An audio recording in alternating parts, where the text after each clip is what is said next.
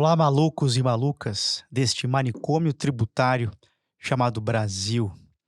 Eu tenho hoje o privilégio de trazer aqui para esse bate-papo o meu amigo de longuíssima data, mais de 20 anos de amizade, o Ivan Ferreira. O Ivan, fomos colegas na Arthur Andersen, trabalhamos lá durante bastante tempo, tivemos várias oportunidades de estudarmos juntos num grande programa de e-learning. Depois nos encontramos em vários outros congressos. O Ivan Ferreira, ele é economista, tem diversas formações complementares em tributação corporativa, tributação internacional, MBA em negócios e liderança. E hoje o Ivan ocupa a posição de diretor tributário da Siemens no Brasil. Ele vai dividir um pouco conosco aqui a trajetória dele com essa nossa audiência. Ivan, meu amigo, seja muito bem-vindo ao nosso podcast Manicômio Tributário. Olá, Augusto, pessoal.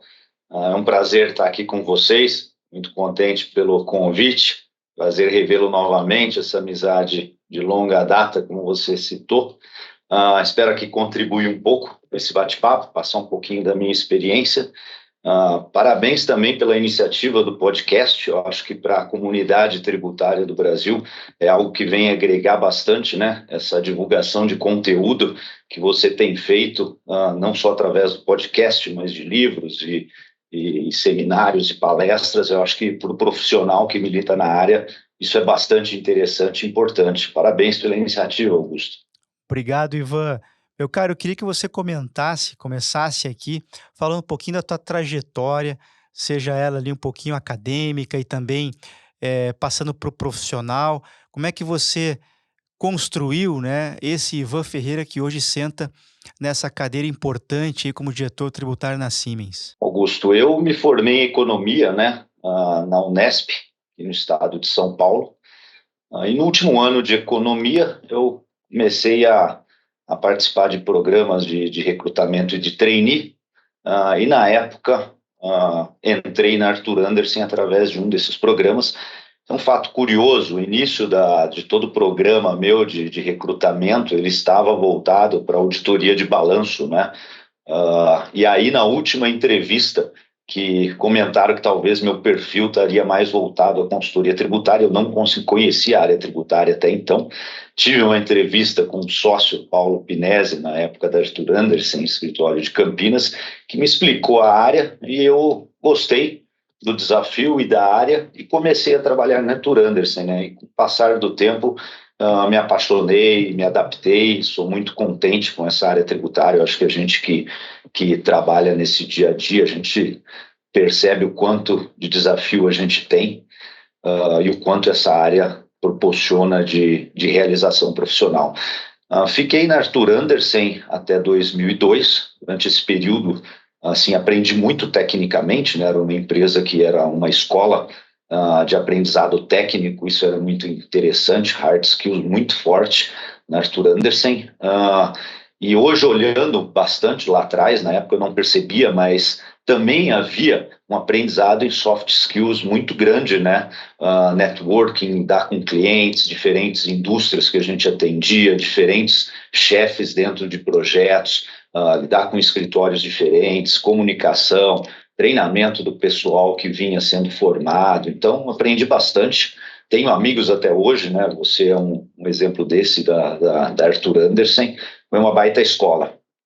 Desde quando eu entrei na Arthur Andersen, eu tinha um sonho ali de me tornar sócio, para falar a verdade, da Arthur Andersen. Já tinha isso como uma meta minha no futuro.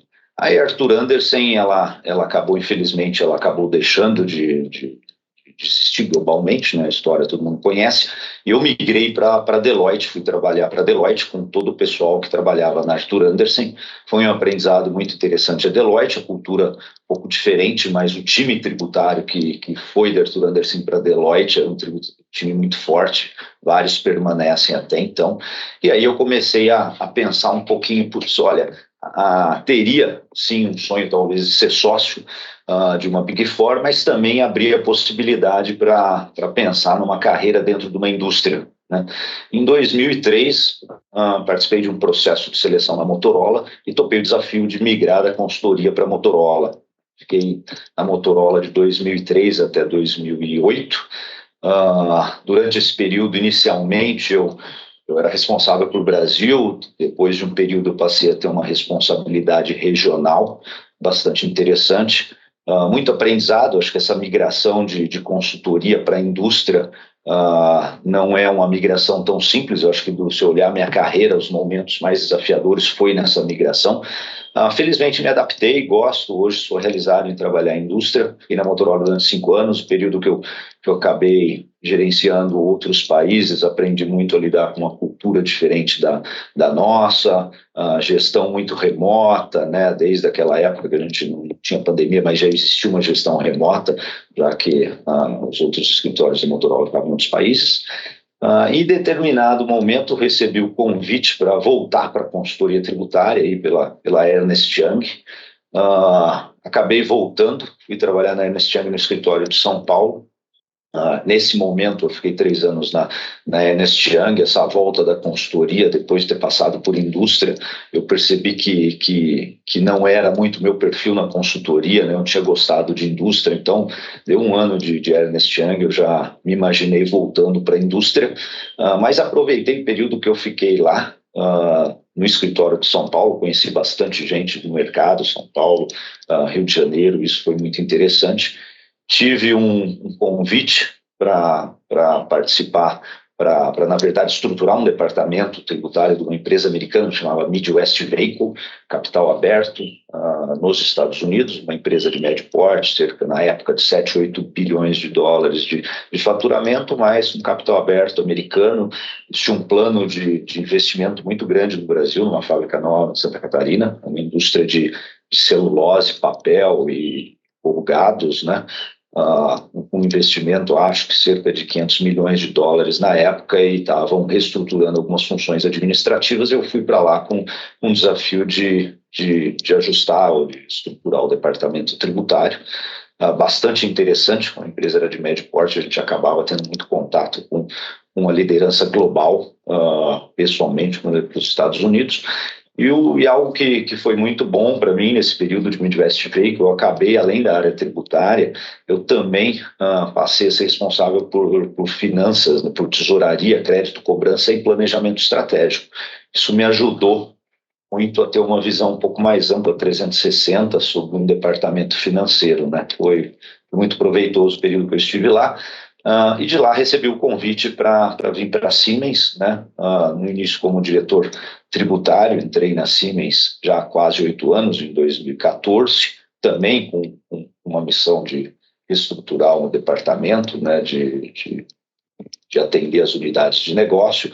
E depois de 2 ou 3 anos que eu estava na Siemens, além da área tributária, eu recebi a área aduaneira também. Então, sou responsável pela área de customs da Siemens, né?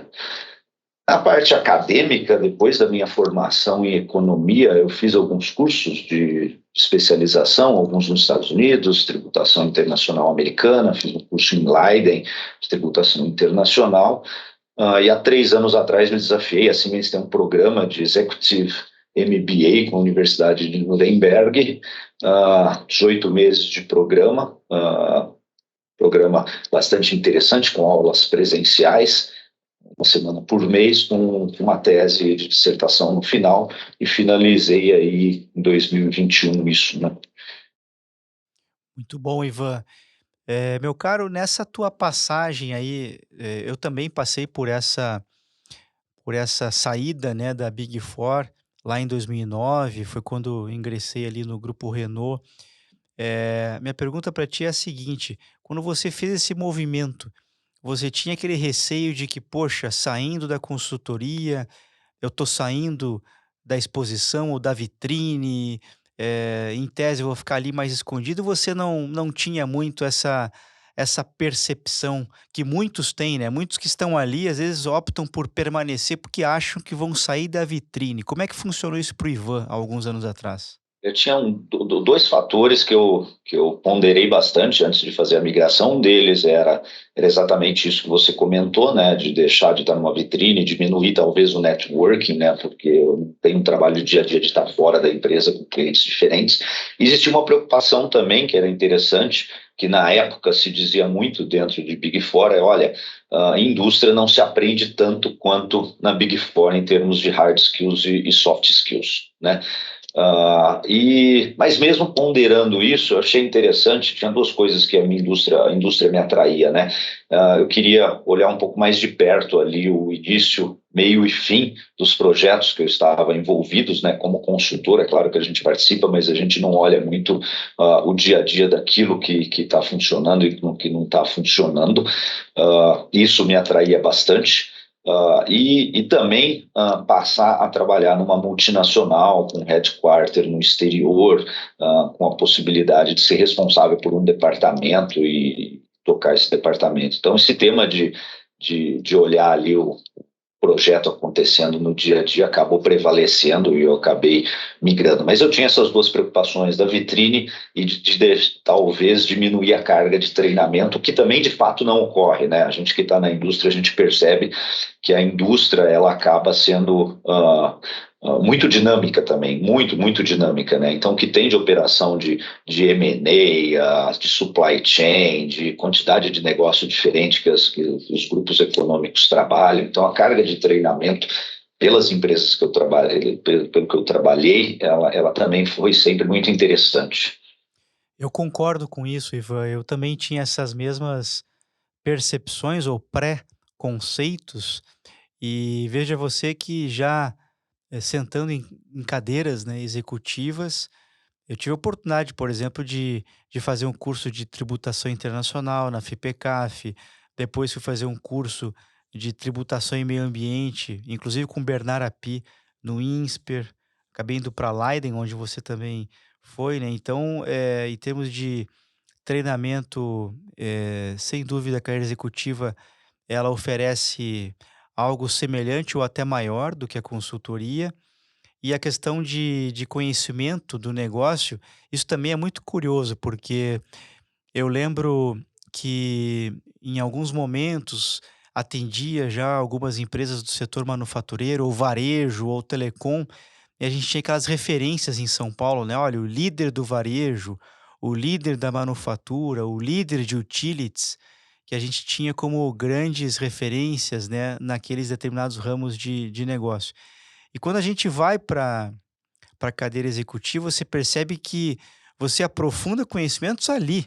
Os desafios eles estão ali, porque é o seu almoço com o diretor da logística, o cafezinho com o diretor comercial, ou um jantar com o pessoal de public affairs, né? Então a gente começa até a perceber que a consultoria, é lógico que tem grande conhecimento, porque lida com lida com o creme de la creme ali do capitalismo global, né? Mas você aí na Siemens conhece muito mais, né, os segmentos da Siemens, tanto quanto eu hoje no automotivo já há alguns anos, né, do que os líderes ali, né, do automotivo ou líderes da indústria A ou B ou C, né. Você concorda com isso, Ivan? Sem dúvida, Augusto. É na cadeira do executivo que a gente está no dia a dia, junto com as tomadas de decisões, e a gente acaba tendo uma visão ampla para essa tomada de decisão, né? Então, quando você senta numa mesa para discutir ou tomar decisão juntamente com o CEO de uma unidade de negócio, ou com head de controladoria, head de tesouraria, head do legal, você acaba vendo ou escutando ou tendo a perspectiva de todos esses departamentos, né? E aí te faz conhecer mais ainda a indústria, não só a área go-to-marketing da indústria, mas todos os departamentos administrativos e como eles estão inseridos também na indústria. Então, a experiência na cadeira de um executivo para o conhecimento do negócio, ela é bem alavancada, sem dúvida, ela é bem alavancada. Muito bom. Você comentou, Ivan, também de ter assumido novas responsabilidades, num dado momento tesouraria, atualmente comércio exterior, né. Você acha que isso é uma tendência do profissional de techs que está cada vez mais transversal na sua atuação, ou foram oportunidades que o Ivan soube aproveitar ao longo da carreira? Eu acho que foram oportunidades pontuais, eu não vejo muito, acontece mais do que no passado, eu acho que teria potencial de acontecer mais ainda, né? Um profissional da área tributária com uma carreira, uma experiência sólida, ele acaba ao longo da carreira criando um conhecimento muito sólido técnico, não só da área tributária, mas da contabilidade, da área financeira, de tesouraria, e acaba, quando a gente navega muito com incerteza, né, principalmente no Brasil, que muda a jurisprudência, muda de legislação, tem vários interlocutores, a gente conversa com o público interno da empresa, público externo, autoridade fiscalizadora, então isso vai te trazendo uma experiência em soft skills que te possibilita, assim, agregar outras funções, né? Acho que o profissional tributário maduro, ele tira de letra outras funções, sim, né, no geral, mas acho que foram algo pontual. Eu gostaria de ver mais essa migração para os próximos anos, porque eu acho que a gente, normalmente, o profissional tributário tem bastante condição. Eu confesso que quando eu acabei aceitando, a tesouraria foi interessante, né? Um determinado dia eu acordei, fui trabalhar logo cedo, aí eu tinha um vice-presidente americano, América Latina, da Midwest veio, ele me chamou, ele falou, pô, eu vou dar um pulo na minha sala aqui. Eu falei, claro, né? Conversar com ele, ele falou, olha, a partir de hoje, além da área tributária, você tem a tesouraria também, tá? Porque o tesoureiro está saindo da empresa, então tem tesouraria, crédito e cobrança, a gente acha que você tem condição de fazer a gestão do time, né? E tem o conhecimento ali pelo tempo que você passou em consultoria e acaba interagindo com essas áreas. Topa? E eu falei, pô, sem dúvida, né? Topo sim, vamos lá. Para mim é uma baita experiência, um fio na barriga, né? Porque não era o meu background, mas aí eu percebi que efetivamente essa bagagem que a consultoria tributária dá e que mesmo a área tributária dentro da indústria dá, ela traz um repertório que nos possibilita fazer a gestão de outras áreas. E depois acho que de um ano disso também a mesma coisa, me chamaram, olha, tem um planejamento estratégico corporativo, né? Você já tem a tesouraria, topa fazer, tinha um expatriado que estava no Brasil voltando para os Estados Unidos e assumiu o planejamento estratégico também. Então, muito interessante, né? Bastante interessante. E aí eu percebi, né? Eu tinha muito a minha visão na época até então olha, a área tributária ela é mega importante dentro das organizações. Eu acredito nisso até hoje. Mas a área tributária para ela ter essa importância e maximizar o valor, ela tem que encaixar bem com as outras áreas. A gente é parte de um quebra-cabeça, né? Então quando você olha uma visão um pouquinho mais 360, uma visão um pouco do departamento financeiro mais holístico, maior, assim, com outras áreas, você percebe para a gente maximizar o valor que a gente pode dentro da organização, a gente tem que funcionar bem com as outras áreas, né? Não é uma área standalone. Antigamente eu imaginava muito, olha, a gente é muito importante, acho que a gente tem um grau de importância muito grande, sim, mas a gente tem que perceber que a gente tem que encaixar num quebra-cabeça para o todo funcionar. Muito bom, acredito bastante nisso também, Ivan. Você que é super requisitado aí para lives, para palestras no Brasil todo, Ivan, eu queria saber, e com certeza essa pergunta você responde em todos esses momentos, né, sobre o maior desafio de carreira. Você deve ter aí uma dúzia, 2 dúzias de desafios pelos quais passou, grandes projetos, né. Compartilha um ou 2 conosco aqui, e quais foram as grandes habilidades que fizeram você ter sucesso para fechar esses grandes projetos, esses grandes momentos na carreira? Tem alguns que foram marcantes, né? Um dos desafios eu me lembro já na consultoria, né? Eu tinha um cargo eu não era sênior ainda, eu era um assistente, tinha um due diligence que deveria ser feito, eu iria como assistente, e um sênior e um gerente para campo, para fazer o trabalho. Ah, Aí, há uma semana antes do trabalho, né, o gerente foi escalado para um outro projeto. E aí me falaram assim, olha, o sênior vai fazer a via de gerente, você a via de sênior, então pega um assistente para te acompanhar. Beleza, tranquilo, né? Eu já era um assistente experiente. Aí, um dia do trabalho, aí veio a notícia que o sênior também tinha sido alocado em outro trabalho e que eu iria para o cliente sozinho como encarregado, como sênior, como Nossa. gerente para tocar o due diligence e deveria escolher um segundo assistente, né? E ali naquele momento eu fiquei um pouco assim, preocupado, né, achando, putz, isso pode, o quanto que eu vou ser capaz de tocar isso, mas falei, eu tenho que encarar esse desafio. Acho que é nesses momentos que a empresa precisa do profissional que a gente tem que estar junto, né? E aí fiz o trabalho, deu certo, estudei pra caramba, fim de semana, recorri a alguns colegas para tocar o projeto, finalizamos o projeto. Na época, Arthur Andersen tinha um programa de reconhecimento que chamava Green Sheet, onde o sócio assinava um Green Sheet, eu recebi um Green Sheet pelo trabalho. E aí o aprendizado, foi o primeiro aprendizado grande que eu tive, era assim, quando você tem um repertório, você tem uma bagagem até então construída, né, aquele desafio que parece ser muito grande, se você tiver bem suportado com pessoas que te ajudem, sabendo se recorrer, você acaba conseguindo passar por esse desafio. E ali também me marcou muito, né, esse tema que eu comentei sobre estar junto com a empresa, né? A gente, como profissional, a gente tem que perceber o momento que é sensível da empresa, que ela precisa da gente como profissional para abraçar esse momento, sem barganha, sem nada, de peito aberto e mostrar que a gente está ali para ajudar naquele momento. Isso acaba ficando muito gravado na liderança das empresas, né? Aquele profissional que, quando eu precisei, ele foi ponta firme, encarou o desafio. Isso foi bastante interessante.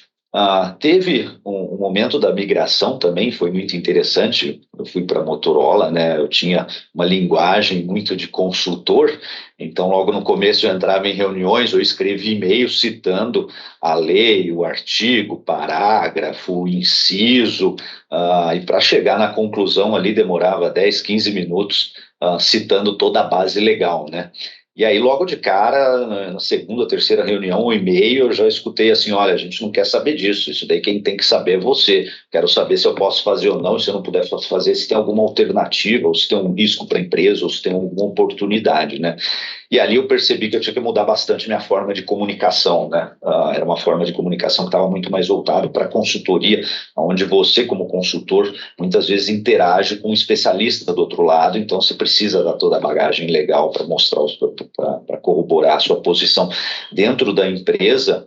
A empresa, ela entende que você é o especialista, que se você está propondo algo ou está dizendo algo, que você já fez essa lição de casa e você não precisa ficar mostrando todo esse conhecimento técnico, né? Então, a lição também que eu tirei desse começo de migração era assim, o quanto é importante a gente adaptar a comunicação nossa do dia a dia, né? Isso que eu comentei, a gente se comunica com autoridades, fiscalizadores, com a mídia recentemente, a área tributária tem comunicado muito com a mídia, né? Já tem uns 5, 6 anos, eu acho, ou mais, que tem um jornal muito grande no país que tem uma coluna diária dedicada à área tributária, né? Então a gente conversa com a mídia, a gente conversa com a autoridade fiscalizadora, a gente conversa com o headquarter, a gente conversa com o C-level local, unidade de negócio, com o time, com os pares. A gente tem que saber adaptar essa comunicação para cada stakeholders que a gente está se comunicando. Sem dúvida, Ivan.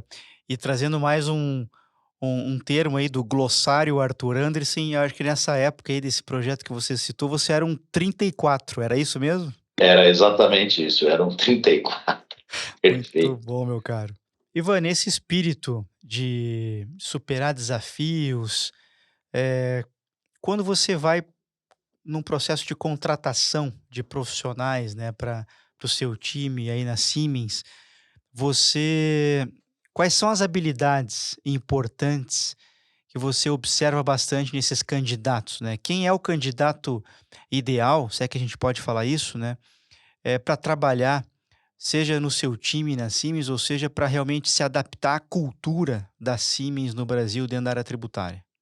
Olha, eu tenho comigo assim um profissional da área tributária. O ideal depende do grau, né, do nível hierárquico. Você não está contratando um analista, um supervisor, um gerente, mas de forma geral, o hard skills, né, o conhecimento técnico, a bagagem sólida, eu ainda preservo muito, eu acho muito importante, sabe? Então ter o conhecimento sólido da parte técnica é muito importante e também saber balancear esse conhecimento com soft skills, né? Existem alguns soft skills que eu acho que no mundo atual, atualmente é bastante importante, a gente leva em consideração na contratação.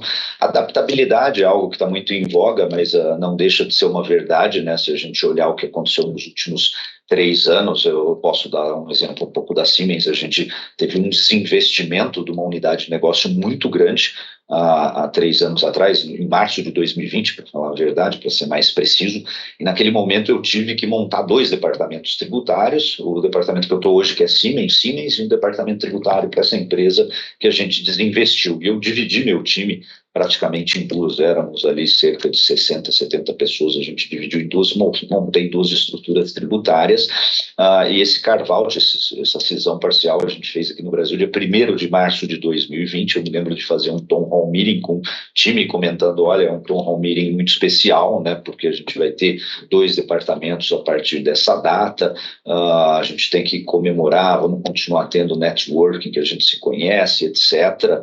Né? Então foi uma mudança muito grande dentro da estrutura da Siemens, né, pela decisão do board global da empresa, tomada 1 ano e meio antes, e dali 15 dias veio a pandemia, o início da pandemia, né, onde a gente teve que ficar recolhido em casa. Então, é um episódio assim que a adaptabilidade ela foi colocada muito à prova para a gente, né? Isso recente, né? Tem outros episódios que a gente olha a adaptabilidade, mas uma mudança muito grande de estrutura e não deu tempo para respirar. A gente passou a trabalhar de home office full time e fazer a gestão virtual durante um bom período. E essa tendência, eu acho, de fatores externos, né, um mundo muito globalizado e muito conectado, que ele muda muito de forma muito acelerada, mais rápida do que no passado. O profissional que sabe se adaptar a essas novas circunstâncias, eu acho que é um ativo muito importante a adaptação, a adaptabilidade, né? Outro tema que você comentou, que eu acho que é importante hoje, você comentou um pouquinho sobre a cultura, o fit com a cultura, né? A gente é uma empresa de engenharia alemã, a gente tem mais de 100 anos no Brasil e fora do Brasil, bastante conservadora no negócio, né? A gente tem uma visão muito preocupada com uma visão de longo prazo, né? Não vender o nosso curto prazo, o longo prazo em função do curto prazo, é mais ou menos esse o mote do fundador, e a gente mantém isso até hoje. Então, é uma empresa boa pagadora de dividendos para aquele acionista conservador que gosta de receber dividendos todos os anos, sem surpresas, com preço de ação que não é muito volátil, né? É esse o perfil da Siemens. A gente precisa de profissionais que também tenham esse perfil muito parecido, que pensem no médio e longo prazo, né? Que não esteja só preocupado com o curto prazo, nem em termos de carreira, nem em termos de projetos. E tem um outro tema, especialmente agora após pandemia, né, que eu acho que é bastante importante, é a questão do autogerenciamento, né, a autogestão. Quando a gente tem um trabalho híbrido hoje na Siemens, eu uma vez por semana estou em São Paulo com o meu time de São Paulo, uma vez por semana com o time de Jundiaí, mais uma vez por semana, às vezes vou para São Paulo, mais 2, 3 vezes por semana de home office, o time também, né. Então aquele profissional que antes encontrava o chefe ou o colega do trabalho todo dia, se sentava do lado da cadeira, quando tinha algum desafio, virada do lado e pedia uma ajuda, e o chefe dava o guidance, vai por esse caminho, vai por esse outro caminho, né? O chefe ou o gestor. Hoje em dia, essa pessoa ela tem que ter uma capacidade de gestão, de autogerenciamento muito grande por si só, né?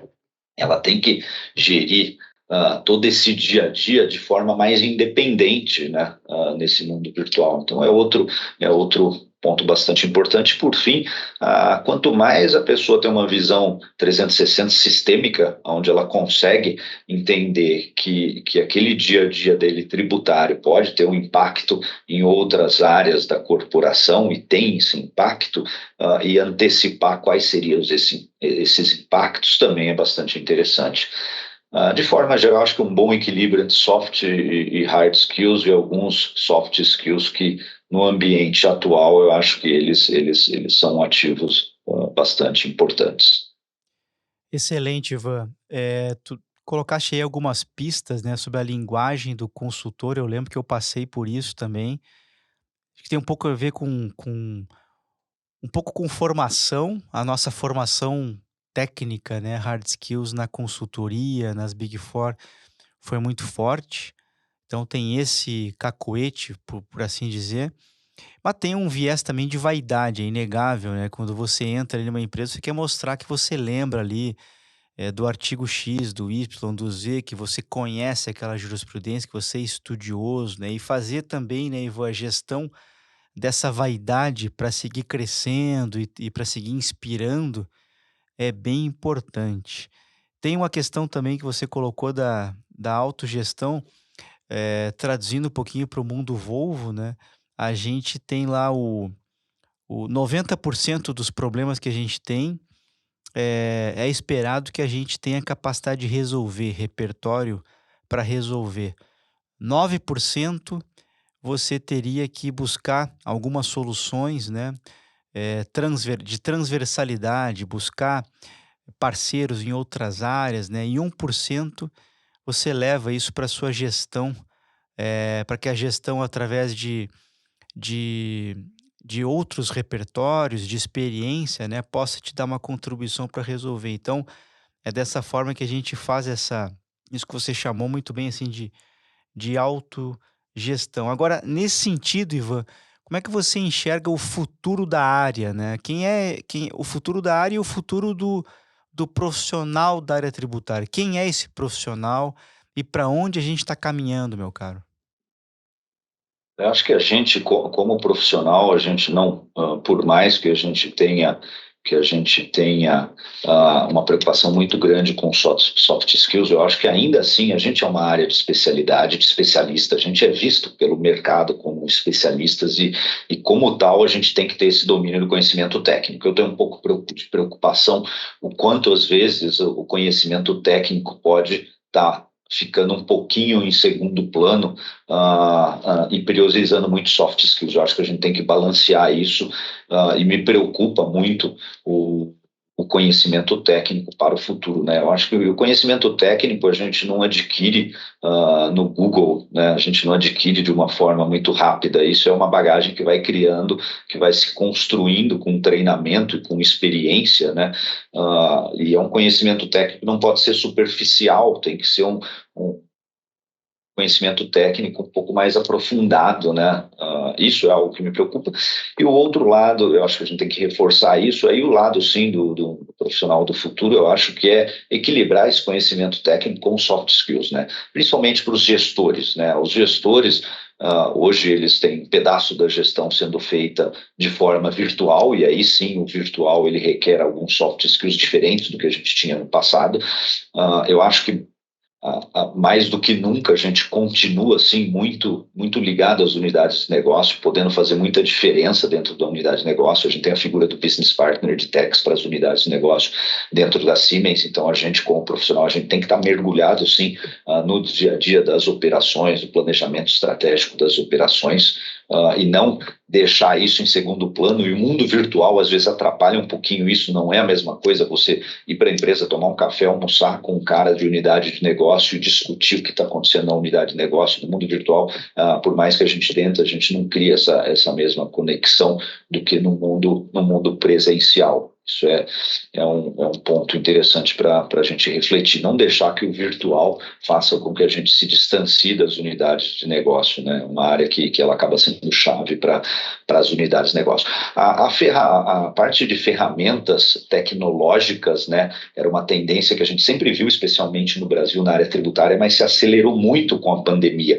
e a tendência é que continue se acelerando. Então, o Tax Transformation, que a gente chama, né, a utilização muito de ferramenta tecnológica nas nossas atividades e a mudança da cultura das atividades tributárias para a equipe perceber que a ferramenta tecnológica ela é um aliado e ela não é um concorrente das suas atividades, né? Você sabendo colocar uma ferramenta tecnológica te libera tempo para uma atividade muitas vezes transacional, para uma atividade mais crítica, mais analítica, mais interessante, mais estratégica. Então, ferramenta tecnológica vem muito forte. Eu acho que a gente ainda tem que equilibrar um pouco o mundo virtual com o mundo presencial, especialmente para estar próximo às unidades de negócio e fazer essa gestão virtual. Outra coisa interessante que eu vejo, quanto mais passa o tempo, mais quantidade de gerações diferentes a gente tem dentro de uma organização, né? Então, antigamente a gente tinha geração Y, Z, millennials, etc. Mas, assim, a diferença de cada geração, talvez 15, 20 anos, né? Hoje em dia, a cada 7, 8 anos muda um pouco a geração. Então, a gente vê numa equipe pessoas com muitas diferenças, né? Background diferente, uma diversidade muito grande de gerações diferentes. Então, o segredo do gestor é conseguir identificar essas gerações, essas diversidades, esse background e fazer a gestão do time motivando especificamente em cima de cada tendência de cada um, né? De comportamento de cada um. E, por fim, tem uma coisa que eu sempre tive comigo, que também isso é um ponto interessante, é difícil perceber no processo de recrutamento, para falar a verdade, mas é interessante, isso eu tenho comigo há um bom tempo, que é o tal do fator do locus interno, né? A gente tem o locus interno, o locus externo, ou seja, quando você tem alguma dificuldade ou quando você tem algo que não funciona, você tem duas formas de olhar aquilo. A primeira é tentar achar um culpado e falar, putz, você não tem nada a ver com isso, aconteceu porque choveu, porque atrasou, ou você olhar para dentro de você mesmo e falar, pô, o que eu poderia ter feito diferente para o resultado ser outro, para o resultado ser diferente. Então, a necessidade de ter mais locus interno e menos externo, eu acho que é um fator que sempre existiu, mas para o futuro a tendência é que seja mais importante, né? Que seja bastante importante, porque você tem ambiente, você citou um ambiente de volatilidade que muda muito. Então é normal que algumas coisas vão acontecer não da forma ideal que a gente imagina. E o locus interno, eu acho que ele traz um autoconhecimento muito grande, uma chance de errar novamente muito menor. Com certeza, Ivan, eu concordo muito com isso. Eu aprendi essa visão aí alguns anos atrás, né, o locus de controle. Isso me remete também a, de certa maneira, a ideia, é lógico que isso a gente poderia ficar durante horas discutindo, mas a ideia também de felicidade e de sucesso, né? Quer dizer, o locus de controle interno te leva a uma situação de protagonismo. Você faz as coisas apesar de, você entrega, tem a capacidade de assumir responsabilidade e ir para frente, né?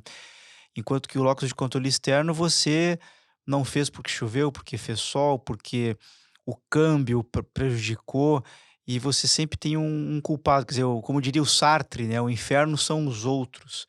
A relação que eu faço disso com a ideia de felicidade e sucesso é que a felicidade ela é interna, é você com você mesmo, sem ficar olhando para a grama do vizinho, enquanto que o sucesso, na verdade, é uma percepção que as pessoas têm de você, né? Quando as pessoas abrem lá a sua rede social, elas costumam dizer assim: "Poxa, o Ivan é um cara de sucesso".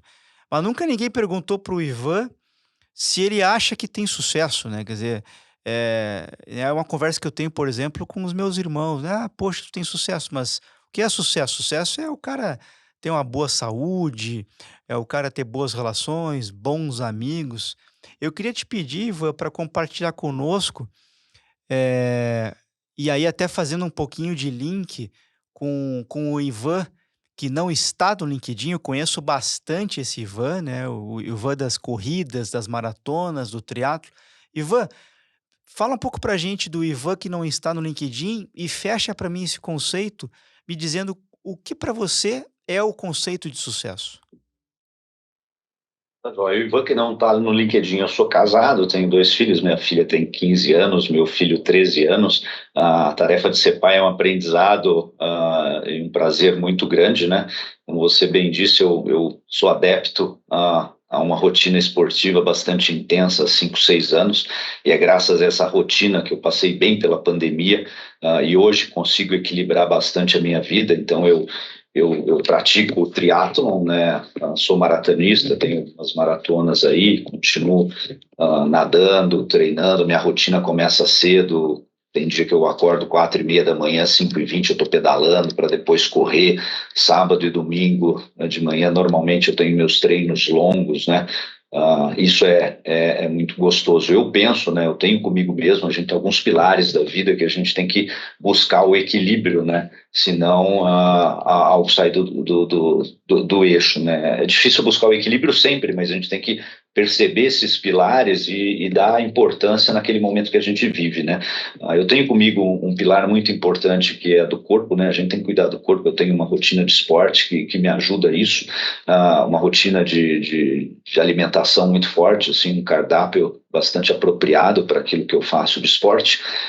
Preocupação muito com a mente também é muito interessante. Eu cuido dessa mente minha muito através da meditação, né? Mente de manhã, antes de dormir, eu medito, para mim é muito gostoso e prazeroso. Leitura de livros, escutar podcasts, também é algo que eu faço bastante, e filmes, né? Um outro lado importante desses pilares, corpo, mente, tem a ver um pouco com espiritualidade, fé e alma, né? Cuidar um pouco da espiritualidade, independente da religião e daquilo que você acredita, mas você tem que se dedicar um pouco a isso. A parte financeira eu acho que é importante também, a gente tem que construir um planejamento financeiro de médio e longo prazo para ter certeza que a gente vai ter uma longevidade de uma forma agradável e uma forma correta, e relações com outras pessoas, interpessoais, né, um outro pilar que é importante. Então, eu tento trazer na minha rotina, fora do LinkedIn, um pouco desses três pilares, né, através da cuidar do meu corpo, cuidar da minha mente, cuidar dos meus relacionamentos interpessoais, da minha fé, e também, por fim, das minhas finanças, né? E para isso, né, algo que eu venho sempre refletindo muito em relação a isso, tem a ver com o conceito de felicidade e de sucesso que você comentou, que é assim, qual que é a minha meta nobre, qual que é o meu propósito de vida, por que que eu tô aqui, o que que me realiza, o que que me dá uma percepção de sucesso, né? Isso tem muito a ver de servir de exemplo. No meu caso, eu gosto de ser um exemplo, inspiração para as pessoas. Então, naquele dia a dia, tanto com a minha família, com meus amigos, quanto com as pessoas que trabalham comigo, se eu puder, ao longo da semana ou do mês, inspirar ou compartilhar algo, agregar algo, isso já me traz muita felicidade. Aí, assim, eu acho que eu seria um cara que me veria com sucesso, né? Eu acho que chega um momento na carreira nossa que a gente acaba refletindo um pouco mais de como a gente pode devolver para as outras pessoas tudo aquilo que a gente recebeu e construiu na carreira, né? E talvez tentar inspirar as pessoas, e no meu caso eu tento fazer muito isso em relação às práticas esportivas. Eu sou muito adepto ao work-life balance, né? Eu acho que é muito importante, e não tem a ver só cuidar do corpo, né? A gente pode até falar um pouco sobre isso, mas eu acho que a cultura esportiva na formação de adolescente e de jovem, ela é mega importante, não só para fazer bem fisicamente para o corpo, mas te traz ensinamentos para a vida muito importante. É através de esportes que a gente consegue se socializar, a gente consegue lidar com frustração, ganha, perde. Se o esporte é individual ou coletivo, sempre tem um grupo trabalhando junto. Então, você tem um conceito de team building dentro do esporte, tem um conceito de lidar com frustração, derrota, planejamento, rotina, resiliência. Tem que treinar bastante, né, de forma incansável. Então, acho que a cultura esportiva na formação no jovem e do adolescente é importante. Eu tento levar isso um pouco para as pessoas com que eu me relaciono, né? E mostrar que é possível, sim, você exercer um cargo de executivo numa grande empresa e também ter hobbies fora da empresa, e cuidar da vida pessoal e equilibrar a vida pessoal da vida profissional. Mas o sucesso, acho que o meu conceito ali de sucesso tem a ver com isso, está muito ligado à minha meta nobre, ao meu propósito, do que eu quero para a minha vida daqui para frente. E tem uma passagem que é bastante interessante, que conceitua um pouco de felicidade, que tem a ver com você comentou. Fala assim, a felicidade, você consegue identificar felicidade quando você tem um momento que você não quer que esse momento não termine muito, né? Aquele momento, sim, é um momento de felicidade. Verdade. Eu assisti uma palestra do Clóvis de Barros Filho, e ele conceitua isso dizendo que felicidade é aquele momento que você não quer que acabe, né. É muito legal isso. E você inspira, Ivan, sabe, você, por exemplo, me inspira bastante. Eu que retomei, né, a rotina do esporte há 1 ano e meio atrás, uma das minhas inspirações com certeza foi você. já te agradeci pessoalmente por isso. E outra das inspirações tá na sua estante ali, que é o Abílio Diniz. Eu pensava, poxa, mas por que que como é que o Abílio, com toda a atividade empresarial que tem, né, cuida de negócios bilionários, né, consegue lutar boxe, consegue correr, nadar, pedalar, e eu não consigo, né? Então, eu comecei a procurar, mecanismos para botar equilíbrio de novo na minha vida e consegui, né, 1 ano e meio atrás, tô bem feliz com isso. Agora eu queria perguntar quem te inspira, Ivan, assim, É, porque, a gente é um pouco esses dias escrevi um texto, vai ser publicado provavelmente no Manicômio Tributário 2, né, quando sair o segundo volume. Eu queria te perguntar quem são as tuas inspirações, né? Você deve ter muitas inspirações, divide conosco alguma delas. Ivan, não tenha nenhuma dúvida que você inspira muita gente. Eu me inspirei muito em ti para retomar essa minha rotina de exercícios físicos há 1 ano e meio atrás, tanto quanto, me inspirei no Abílio Diniz que está na tua estante aí. Quer dizer, eu ficava pensando como é que o Abílio Diniz, com toda a responsabilidade, com toda a atividade empresarial, investidor, grande empresário, como é que ele consegue lutar boxe, correr, pedalar, nadar, e eu não consigo. Isso aí foi a minha grande provocação em plena pandemia para retomar, né, essa rotina de esportes. Agora você deu algumas pistas aí, falou inclusive do Paulo Pinesi. Eu queria saber quem são as inspirações do Ivan para ter construído essa grande trajetória profissional. mais recentemente, aproveitando que você falou do Abílio Diniz, também é um cara assim que eu admiro, que me inspirou muito, né? Tem os 2 livros dele, Caminhos e Escolhas, Novos Caminhos, Novas Escolhas, né?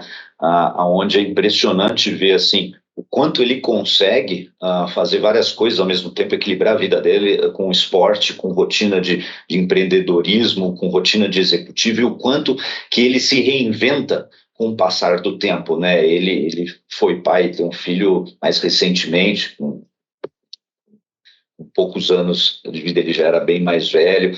Então é um cara que está se reinventando o tempo todo, né? É um cara que me inspira pra caramba, gosto muito. Ele tem um podcast da Geise Diniz, que é a esposa dele, né? Do Plenai, que é Plenai. muito interessante, tem cada história, depoimento das pessoas, muito jóia. O Paulo Pinesi é um cara que no início da carreira, assim, era um cara que eu admirava muito pelo conhecimento técnico que ele possuía, era impressionante, o cara conhecia muito tecnicamente. Mais recentemente, eu tive um chefe na Siemens, um CFO, um alemão que chama Martin Kerkhoff, e eu aprendi muito com ele ali a quantidade de tempo que a gente precisa dedicar para as pessoas no nosso dia a dia, né? Como gestor, com cargo de diretoria, eu acho que a gente passa ali grande parte do tempo dedicando à gestão de pessoas e menos até em assuntos técnicos. Então, o Martin, sem dúvida, foi um cara que me inspirou. E na Motorola eu tive um chefe, um inglês, que também tinha trabalhado na Arthur Andersen de Londres, e aí ele foi para os Estados Unidos, trabalhava nos Estados Unidos, chamava Richard Shaw. Me reportei, foi o primeiro reporte que eu tive para a Matriz, foi para o Richard Shaw.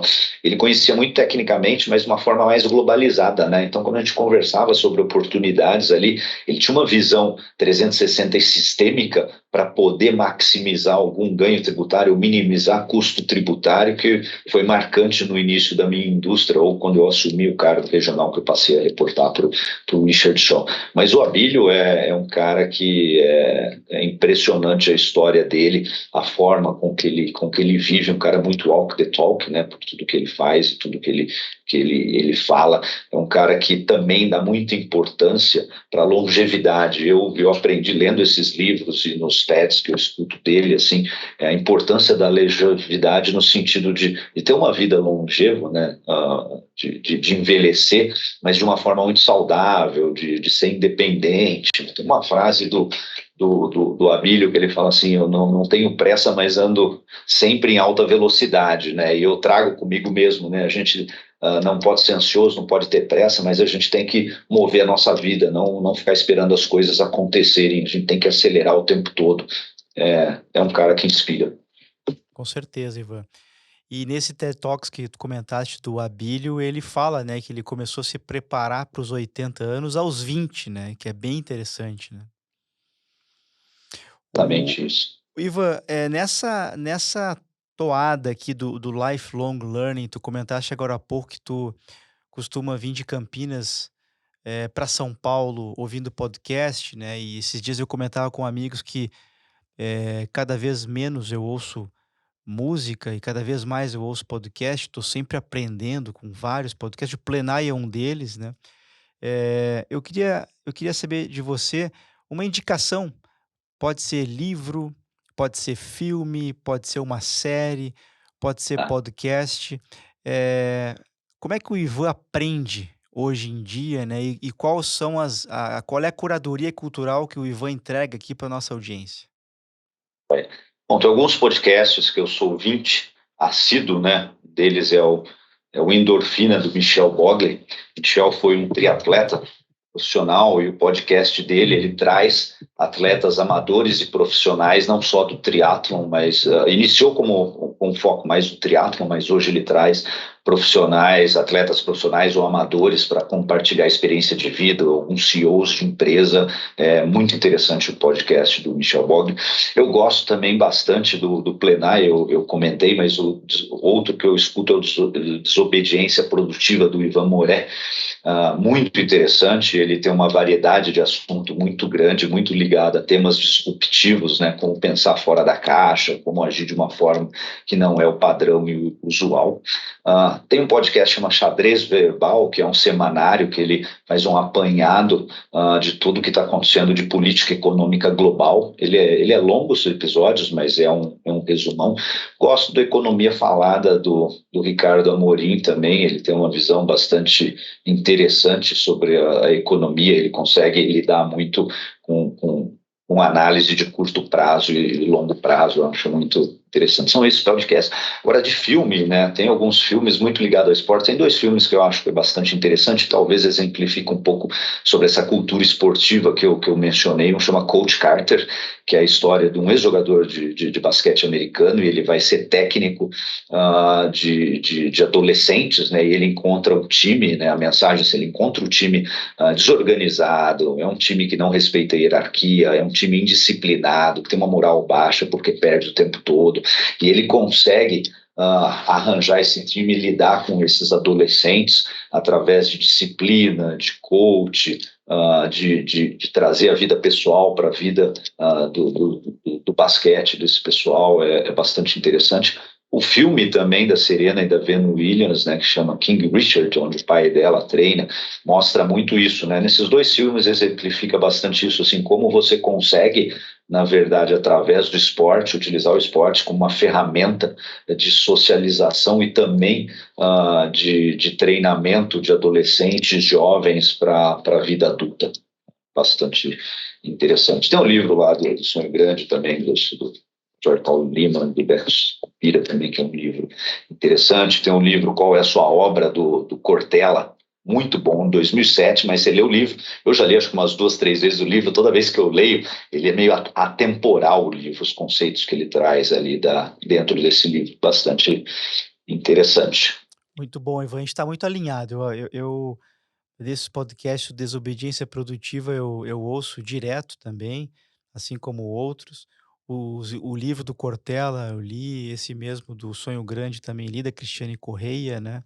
E o filme, Coach Carter, para mim, ele tem uma das cenas mais emblemáticas do cinema, quando a gente pensa em time, né, em disciplina, que é aquela cena em que o Carter fala para um dos jogadores para fazer 1000 burpees ali, né, e aí não ia dar tempo, obviamente, e era importante a participação dele num jogo decisivo, e aí todo mundo para e começa a fazer junto com ele ali, né, eu falo dela, fico arrepiado daquela cena. Cara, eu ia te falar isso, então, tá? Arrepia. Cara, é fantástico, é de encher os olhos, né? Sensacional.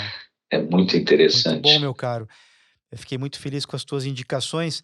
Ivan, eu ficaria por horas aqui falando contigo, como de fato a gente fica toda vez que se encontra em algum congresso ou em alguma oportunidade, para fora, né, do nosso dia a dia, assim, do trabalho.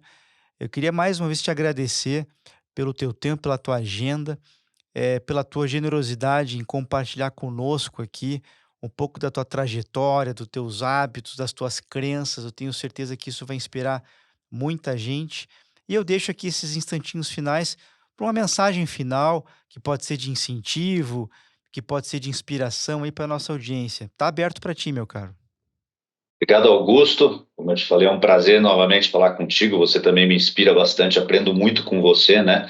Das suas leituras, dos bate-papos que a gente tem, a sua iniciativa desse podcast é fantástica, do livro que você escreveu recentemente, do outro livro que você foi coautor. Mega interessante, eu agradeço, é um prazer enorme conversar com você, eu sempre aprendo e a gente acaba tendo nossas ideias, coincidentemente, são muito parecidas, né? Toda vez que a gente conversa, tem sempre temas em comum. Bom, o que eu trago, assim, minha mensagem final tem um pouco a ver, existe um discurso do Theodore Roosevelt, que ele fala The Man in the Arena, que é o homem na arena, que tem a ver com ser protagonista, né? Que o que vale não é ser crítico, não é o engenheiro de obra pronta que aponta os erros, e sim aquele que vai para frente, para cima do palco e assume um papel de protagonista, quebrando a cara ou não, se dá certo, ótimo, se não dá certo, a pessoa leva aquilo como um aprendizado e uma experiência para a vida futura. Então, acho que de mensagem final é isso, acho que a gente está aqui nessa vida para ter um propósito, uma meta nobre e tentar ser protagonista da nossa própria vida, né? A gente trilhar essa vida que a gente está aqui e passa de uma forma muito rápida. Mas, novamente, eu agradeço, foi uma honra e um bate-papo muito gostoso. Honra para nós, Ivan. Um grande abraço, meu caro. Queria agradecer você pela sua audiência, que é para nós muito importante para compartilhar conhecimento de uma forma verdadeiramente ampla.